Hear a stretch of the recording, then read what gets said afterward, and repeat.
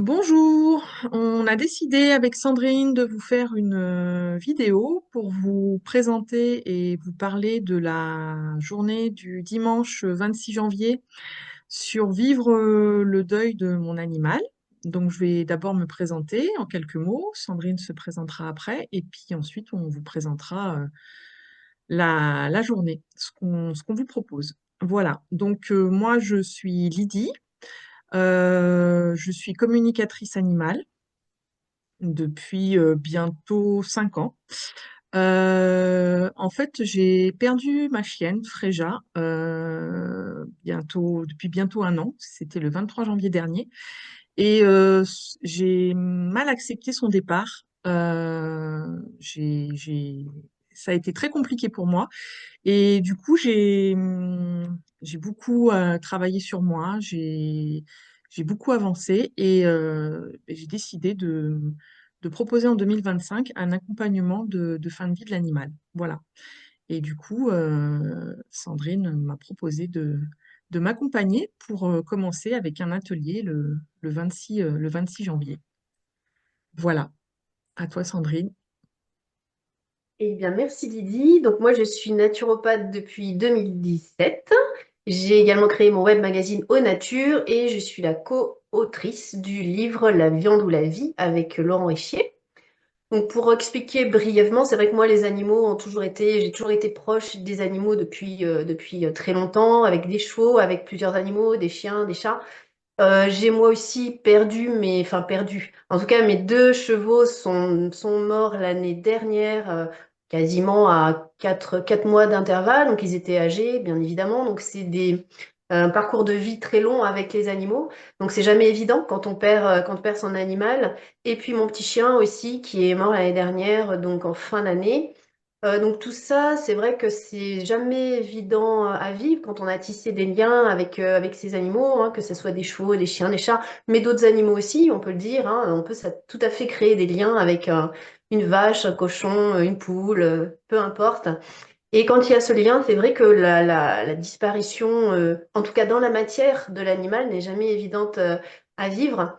Et cependant, il existe un lien, et donc toi Lydie, tu fais ça aussi très bien, ce lien qui est beaucoup plus subtil, hein, ce lien qui est plus dans la matière comme on l'entend, Mm. mais qui est dans quelque chose de subtil, eh bien il existe.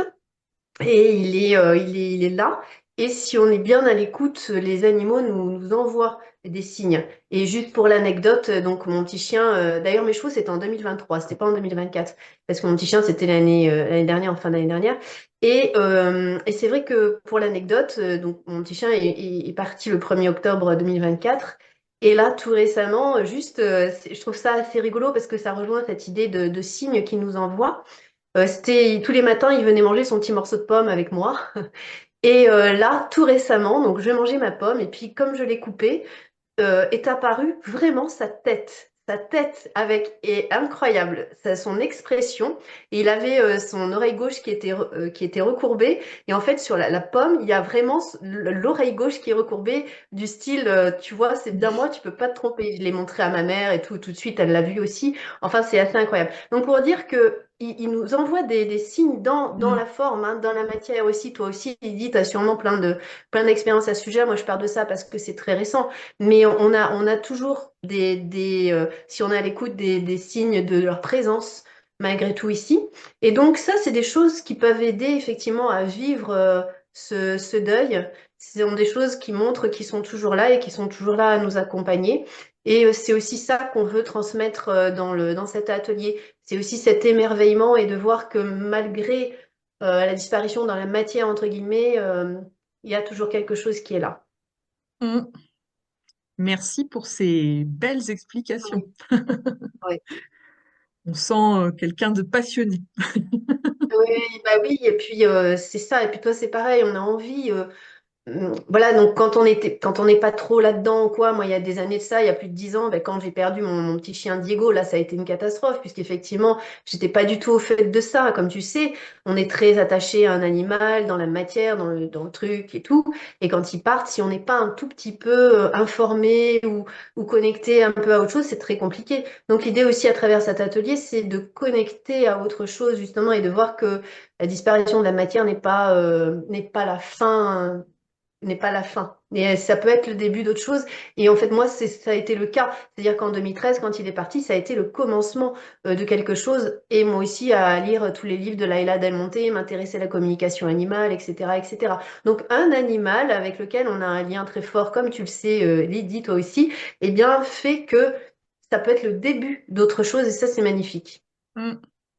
Oui, c'est vrai que moi j'ai commencé du coup à me former en communication animale après le départ Et de oui, Dickens.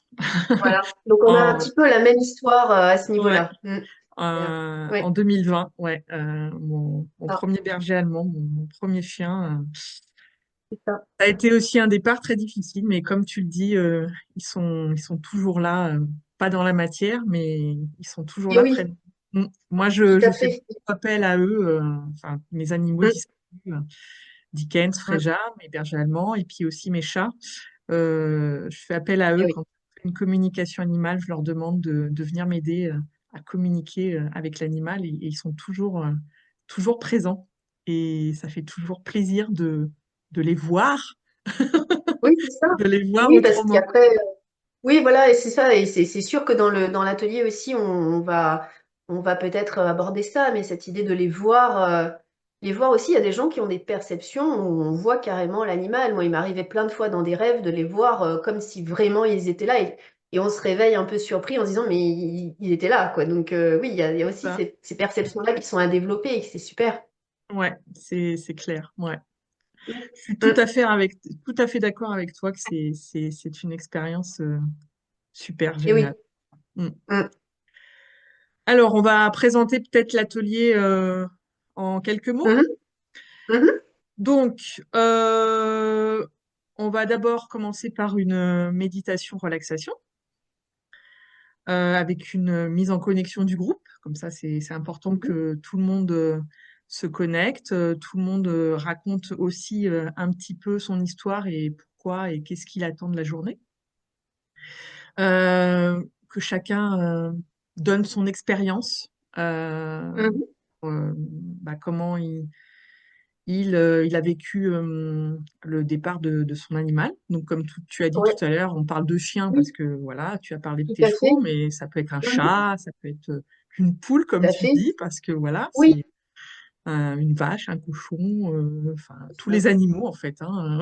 Et ça, ouais, et ça peut être un événement récent comme un événement ancien, hein. Ça peut Ouais, aussi, voilà, ça peut être des gens qui n'arrivent pas effectivement depuis peut-être des années à se remettre, ou ça peut être récent. Enfin, peu importe, j'ai envie de dire, hein, pour ça.